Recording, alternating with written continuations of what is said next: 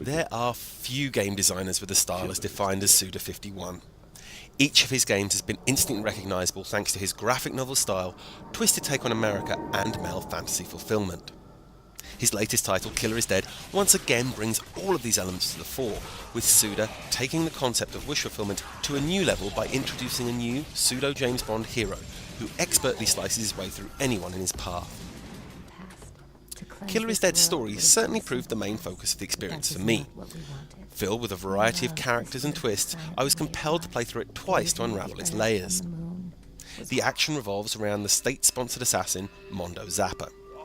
He leads a dangerous life, but while he may be tasked with destroying a variety of supernatural horrors, it is the suave killer's forgotten past that proves the real danger. It's a mystery that shapes much of the story, as he fights his dreams, his past, and his friends to uncover the truth about his place in the cosmos and defeat the evil David who has conquered the dark side of the moon. There is a lot to sift through to fully understand what's going on, and is made all the more confusing by the game's habit of breaking the fourth wall to revel in its own standing as a game, at one point even asking, is this game ethical?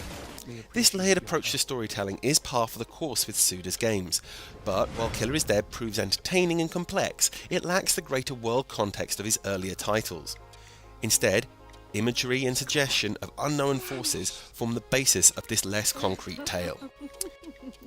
Where Killer is Dead's story may have marked an increasing march towards the obscure, Suda's visual and audio stylings have become ever more crisp. The high contrast that dominates the world continues the theme of conflict between light and shadow, good and evil, which stands at the heart of the game. It is the stark colours that give the action its comic book feel, as Mondo battles his way fluidly through the world, allowing me to enjoy Suda's take on the future in HD for the first time.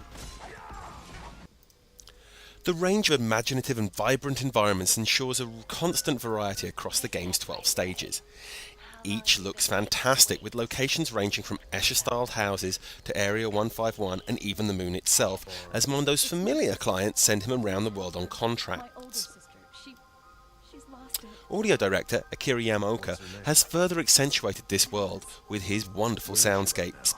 These serve to ground the bizarre environments, making even the most outlandish of areas feel believable, as the perfectly arranged music and environmental effects complement and enhance the mood and tone. Most games have an underlying theme of male wish fulfillment, and Killer is Dead is pushing the boundaries of just what this means.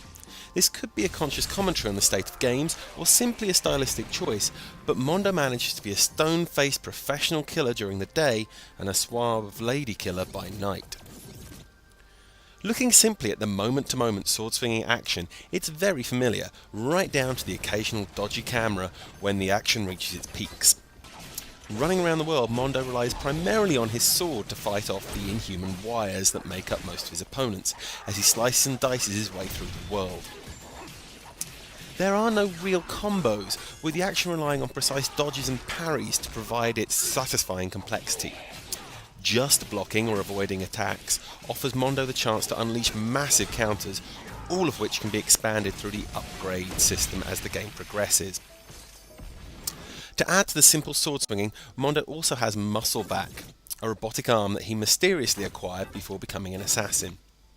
This has a number of uses, but begins as a simple ranged weapon that runs on the blood of the enemy wires he's defeated. As the game progresses, Muscle Back becomes increasingly versatile, but each new function can only be unlocked by means of the Gigolo minigames. These stages are perhaps the thing that cuts close to the bone in Killer is Dead's fantasy fulfillment, as they see you wooing/sleazing on women as Mondo attempts to bed them. The more times you do this, the better you get and the more each lover reveals. Killer is Dead is quite brief. Were you to remove all of the challenge missions and cutscenes, the 12 core chapters would probably only last around 5 hours. While it does beg to be played twice to really appreciate every twist and turn, it is the challenge missions that are clearly meant to extend the game. Taking place in environments from the main game, these side contracts lack the context of the main story, but do offer plenty of variation, forcing you to use Mondo's powers in different ways. These prove fun, but sterile when compared to the story, and it remains to be seen just how much longevity they will add once the leaderboards become more active. Killer is Dead is either too clever for its own good, or complex for the sake of it, but it remains fun to try and discover which of these it is. Its strong visual and audio style do a lot to elevate the tight combat, but it's the game's unique, layered story that really make it worth a look for those after something different, or those who enjoy the Japanese curiosity genre.